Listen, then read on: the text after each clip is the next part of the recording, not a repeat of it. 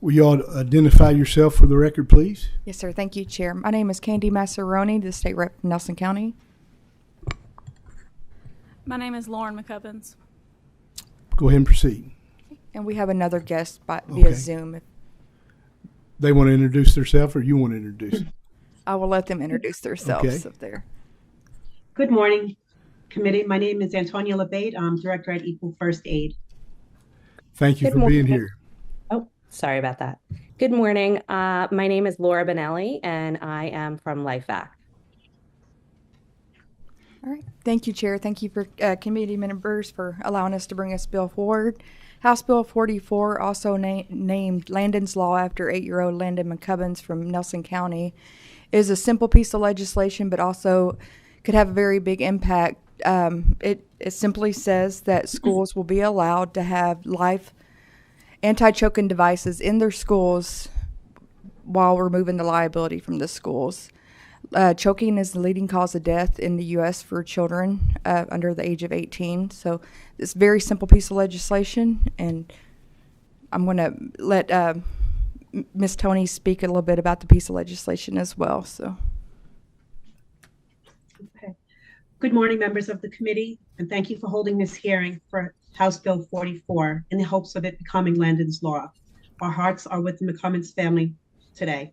I also want to thank Representative Massarini for her champion leadership in support of this life-saving bill.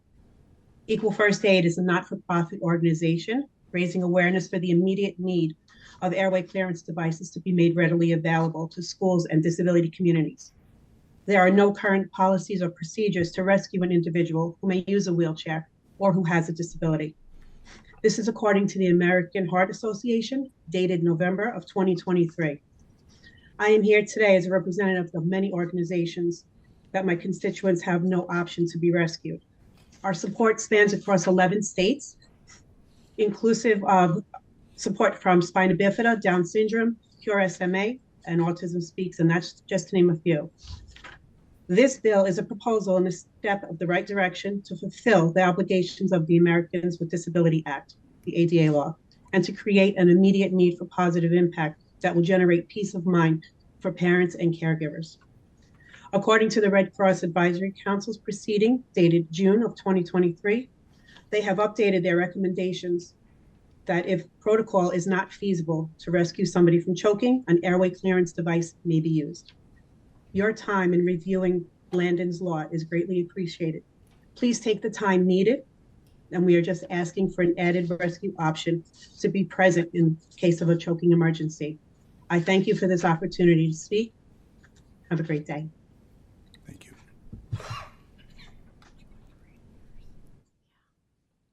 Chair, if you don't mind, this is Landon McCubbins' mother. She would like to read just a short letter. Go ahead. My name is Lauren McCubbins. I am here today to tell you about an incredibly special boy. My son's name is Landon Willard McCubbins. Landon was the best big brother, son, grandson, and friend that anyone could want. Landon was a protector of kids. Landon befriended the children that struggled to make friends. There was not going to be a child left out when he was around. Landon never met a stranger. To know Landon was to love him. Landon loved to read with his Nana, and he was starting to love basketball. Landon loved to ride in the truck that he picked out with his pet ball. He was a bright light to many in this world. Landon tragically passed away at Boston Elementary November 21st, 2022, the absolute worst day of my life. Landon choked on a bouncy ball during class. Landon had a nurse and firefighters on scene when he choked, and he still died. Weeks before Landon died, on 10/24/22, he wrote in his journal at school that entry read, "One future technology that will change our lives is a robot that will help paramedics save people's lives." Then on 11/4/22, Landon saved a voice memo on his iPad that I found weeks after that he passed, where he said, "I hope the future is better than the past." This is an 8-year-old child wanting technology that will help save lives, hoping that our future is better. We are not asking that you skip all other emergency protocols. We are asking you to allow LifeVacs in schools to use when there is no other options. A LifeVac is an effective alternative to dying. Those emergency protocols failed my sweet boy. On 11/21/22, there was not a LifeVac in school to even attempt to save him. My son may still be alive had there been. We are here today hoping that this never happens to any child again. My sweet Landon deserved better. Our children deserve better. They deserve a chance that my son did not get. I pray every day that no parent or grandparent has to sit helpless and watch their child die on a cold classroom floor, like myself and his papa did. I just want to say thank you for your time and consideration today. Motion on the bill. Got a motion and a second. We have some questions. Representative Bojanowski.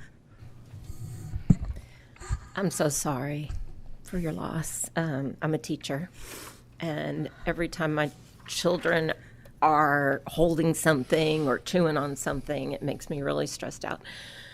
Could someone explain, because I'm not familiar with what a LifeVac is or an airway clearing device, and kind of my second thought as I was listening is why didn't the paramedics have it? The LifeVac, it's a simple device. It's not completely FDA approved. It's registered with the FDA. So a lot of emergency services don't have them, but they're starting to get them.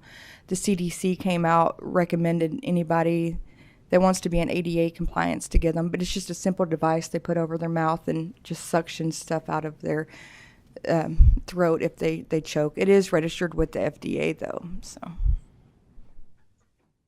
If I can please have a moment, I will show the committee what a LifeVac is. Go ahead. It's just out of reach at the moment. I'm happy to jump in and explain a little bit more, if you'd like, about the device and the function of how it works. Would that be okay? Yes, go ahead. Okay, so it's a very simple device. It's non-invasive, which means it does not enter the body. There is an adult mask and a pediatric mask, and the technology on the grid, which Tony will show you, prevents any of the air from pushing the object further down. So it's as simple as you place over the nose and mouth, you push down, which creates the suction, and that will remove the object on the upward motion. Okay, red comment. Okay. This is a LifeVac unit. It comes with an adult mask and a pediatric mask. You place the mask on. It's a simple, as Laura mentioned, place, push, and pull. You push down and you swiftly pull up. The object will then be dislodged. It is non-invasive, non-powered. And it does, like it comes with a pediatric mask too for a smaller child. And also, if I may add to this, LifeVac particularly has 9